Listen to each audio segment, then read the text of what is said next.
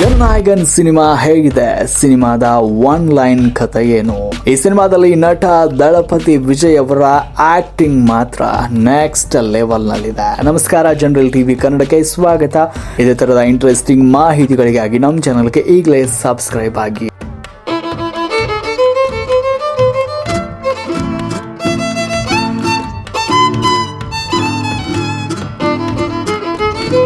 ವೀಕ್ಷಕರೇ, ದಳಪತಿ ವಿಜಯ್ ಅವರ ಅಭಿಮಾನಿಗಳಿಗೆ ಹಾಗೂ ತಮಿಳು ಚಿತ್ರರಂಗಕ್ಕೆ ಹಾಗೂ ಸಿನಿಮಾ ಪ್ರಿಯರಿಗೆ ಈಗ ಹಬ್ಬದ ವಾತಾವರಣ ಶುರುವಾಗಿದೆ.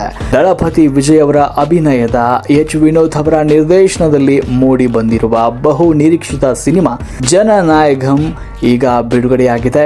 ವಿಜಯ್ ಅವರ ರಾಜಕೀಯ ಪ್ರವೇಶದ ಸೂಚನೆಗಳ ನಡುವೆ ಬಂದಿರುವ ಈ ಸಿನಿಮಾ ನಿಜಕ್ಕೂ ಮಾಸ್ ಹಾಗೂ ಪೊಲಿಟಿಕಲ್ ಎಂಟರ್ಟೈನರ್ ಆಗಿದೆ. ಹೌದು, ಅಭಿಮಾನಿಗಳ ನಿರೀಕ್ಷೆಯನ್ನ ಈ ಸಿನಿಮಾ ತಲುಪಿದೆಯಾ?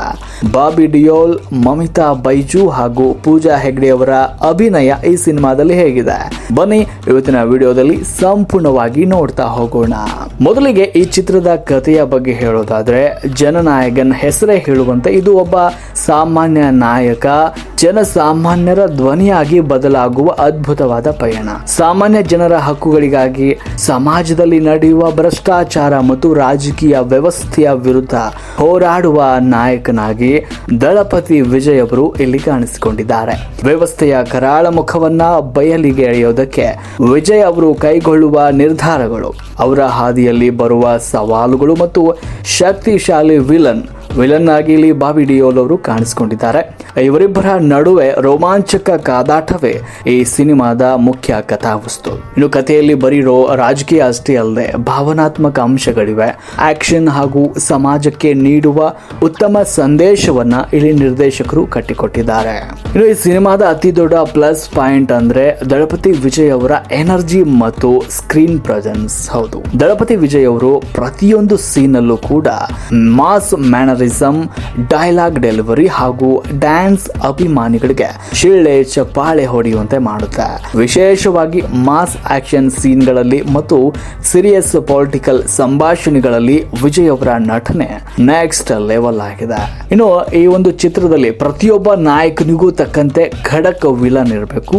ಬಾಬಿ ಡಿಯೋಲ್ ಅವರು ತಮ್ಮ ಕಟುತನದಿಂದ, ಅಭಿನಯದಿಂದ ವಿಜಯ್ ಅವರ ಎದುರು ಸಮರ್ಥವಾಗಿ ನಿಲ್ಲುವಂತಹ ವಿಲನ್ ಆಗಿ ಕಾಣಿಸಿಕೊಂಡಿದ್ದಾರೆ. ಇನ್ನು ತಮ್ಮ ಪಾತ್ರಗಳಿಗೆ ಇಲ್ಲಿ ಮಮತಾ ಬೈಜು ಹಾಗೂ ಪೂಜಾ ಹೆಗ್ಡೆ ಅವರು ನ್ಯಾಯವನ್ನು ಒದಗಿಸಿದ್ದಾರೆ. ಕತೆಗೆ ಅಗತ್ಯ ಇರುವಷ್ಟು ಭಾವನಾತ್ಮಕ ತಿರುವುಗಳನ್ನು ನೀಡುವಲ್ಲಿ ಇಲ್ಲಿ ನಿರ್ದೇಶಕರು ಯಶಸ್ವಿಯಾಗಿದ್ದಾರೆ. ಇನ್ನು ತಾಂತ್ರಿಕವಾಗಿ ಸಿನಿಮಾ ಹೇಗಿದೆ ಅನ್ನೋದನ್ನ ನೋಡೋದಾದ್ರೆ, ಇಲ್ಲಿ ಸಂಗೀತ ಹಾಗೂ ಬಿಜಿಎಂ ಬಗ್ಗೆ ಹೇಳಲೇಬೇಕು. ಹಿನ್ನೆಲೆ ಸಂಗೀತ ಚಿತ್ರದ ಮಾಸ್ ಸನ್ನಿವೇಶಗಳಿಗೆ ಜೀವವನ್ನು ತುಂಬುತ್ತೆ.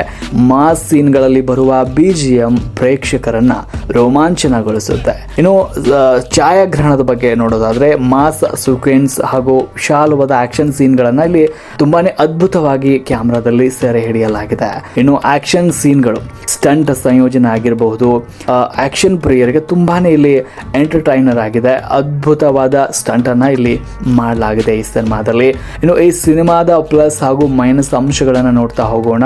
ಈ ಸಿನಿಮಾದ ಪ್ಲಸ್ ಪಾಯಿಂಟ್ಸ್ ನೋಡೋದಾದ್ರೆ, ಇಲ್ಲಿ ದಳಪತಿ ವಿಜಯ್ ಅವರ ಒನ್ ಮ್ಯಾನ್ ಶೋ ಹಾಗೂ ಪವರ್ಫುಲ್ ಮಾಸ್ ಪ್ರೆಸೆನ್ಸ್ ಇಲ್ಲಿ ಪ್ಲಸ್ ಪಾಯಿಂಟ್ ಆಗಿದೆ.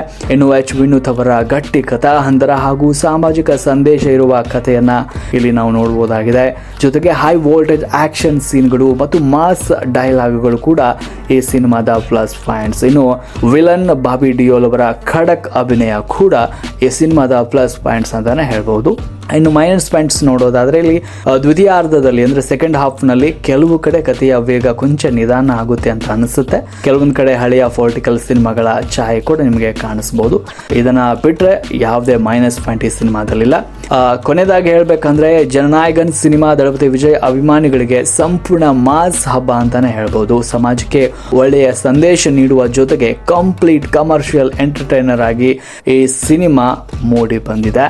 ನೀವು ನಮ್ಮ ನಮ್ಮ ವಿಜಯ್ ಅವರ ಅಭಿಮಾನಿಗಳಾಗಿದ್ರೆ ಅಥವಾ ಮಾಸ್ ಪೊಲಿಟಿಕಲ್ ಆಕ್ಷನ್ ಸಿನಿಮಾಗಳನ್ನ ಇಷ್ಟಪಡುತ್ತಿದ್ರೆ ಈ ಸಿನಿಮಾವನ್ನ ಥಿಯೇಟರ್ ನಲ್ಲಿ ಹೋಗಿ ಖಂಡಿತ ನೋಡಿ ಆನಂದಿಸಿ.